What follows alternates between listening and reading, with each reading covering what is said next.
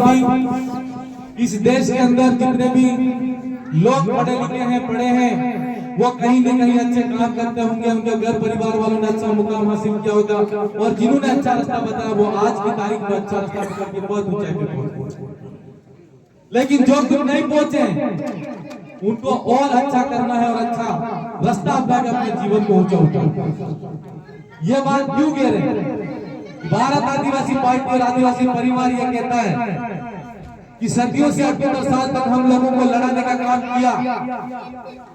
हम शुरू के अंदर लड़ रहे थे जब ये देश आजाद नहीं था, औपनिवेशिक सत्ता थी, अंग्रेजों का जुल्म था, और हमारे देश के अंदर हमारी जमीन के अंदर हम अनाज उगाते थे और दूसरे कमाने के बाद में दूसरे को ले जाते थे। आज स्थिति बदली, परिस्थिति बदली,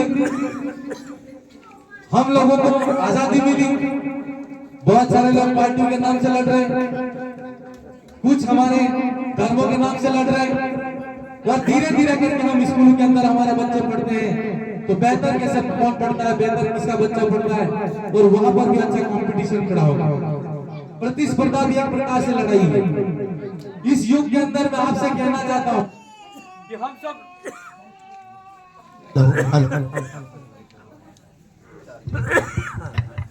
इन सब के अंदर हमको मिलजुल के रहना है और हम सबको आगे बढ़ना है, क्योंकि ये लड़ाई किसी व्यक्ति की नहीं है, ये लड़ाई किसी एक गांव की नहीं है, किसी एक खोड़े की नहीं है, किसी एक परिवार की नहीं है। हम सबको मिलकर हमारे गांव के अंदर बेहतर पढ़ने वाले बच्चों को एक समूह बनाना है, और जितने इस डंको कवाड़ा में के अंदर तो मुझे लगता है सबसे ज्यादा बहुत ज्यादा एम्प्लॉयर, चाहे टीचर चाहे हर पोस्ट के अंदर यहाँ पर व्यक्ति मिल जाएगा।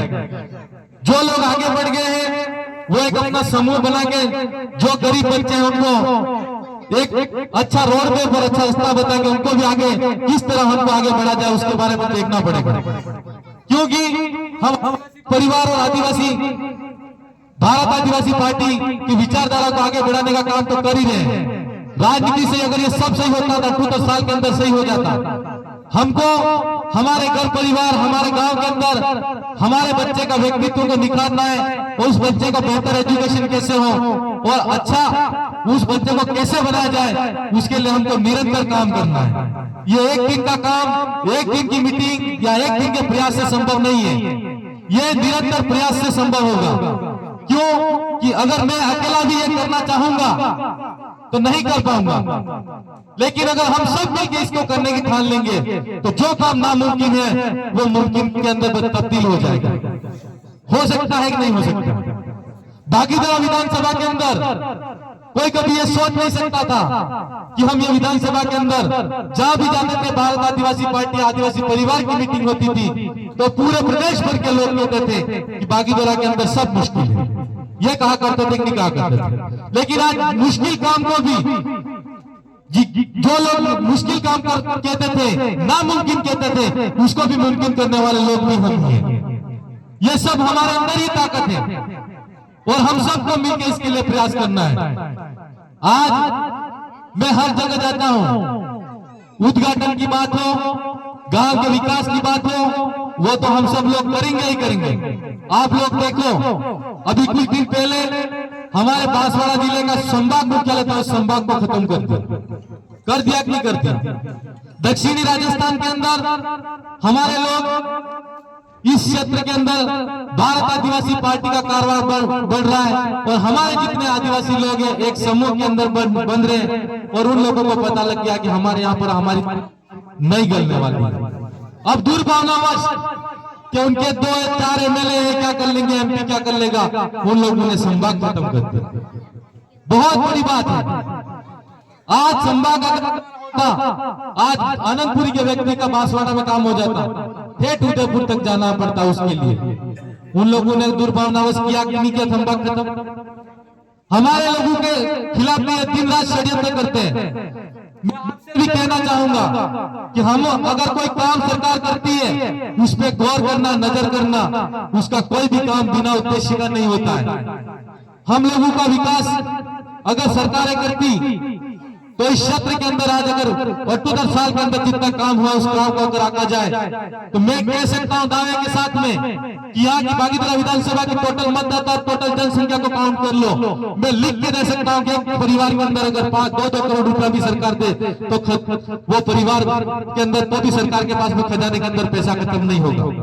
इतना पैसा 78 साल के अंदर खर्च किया होगा, लेकिन सरकार का उद्देश्य कभी इस क्षेत्र के विकास का नहीं रहा है। सरकार हमको वो बनाना चाहती है जो हम बनना चाहते हैं। आज हमारे बाप दादे एक खेती बाड़ी करते थे तो वो उस खेत के अंदर कमाते थे, लेकिन शान और शौकत से जीते थे। आज हमारी कैसी हालत होगी अगर हमारी पंचायत के अंदर हमारा सरपंच नहीं कहता तो हम नहीं उठा सकते। ऐसे क्यों हो गए? ये इस बारे में सोचना होगा हमको। और अब आपको एक बात जानकर हैरानी होगी कि सरकार एक मनरेगा के नाम से कानून लाई। उस कानून के अंदर जितने भी लोग में पहले धीरे धीरे करके हमारे लोग खुद की जमीन के अंदर कमाते थे, खुद की जमीन के अंदर खेती करके उगाते थे और खाते थे। आज स्थिति ऐसी हो गई कि मनरेगा जैसे जब से आया तब से लगा के सरकार के अंदर जो भी हमारे मजदूर लोग थे उन्होंने खेती फावड़े उठा के वहां पर थोड़े दिन मजदूरी करने जाते थे। और आज की स्थिति यह है कि उसके अंदर जितने भी लोग मजदूरी के अंदर मस्टल में नाम जरूर लिखाते हैं, लेकिन सारा काम तो जैसे भी होता है। फिर से हमको आलसी बनाने का काम कर रहे हैं। एक दिन ऐसी स्थिति खड़ी होगी कि आज हम जो जिस कतार पे खड़े हुए हैं और सरकार के पास में अगर हम डाटा देखते हैं तो अच्छा एजुकेशन की बात करते हैं तो इस क्षेत्र के अंदर जितने कर्मचारी हैं, काम करने वाले हैं, उनके पास में मूलभूत सुविधाओं का अभाव है। और जहां जहां पर अगर स्कूलें खुली हुई है उसके अंदर जितना स्टाफ होना चाहिए उससे उस स्कूल के अंदर आधा स्टाफ भी नहीं है। ऐसे में अच्छी शिक्षा कैसे होगी? अब उधर मनरेगा के अंदर आपका काम नहीं हो रहा है और इधर अच्छा एजुकेशन नहीं मिल रहा है। आने वाले समय के अंदर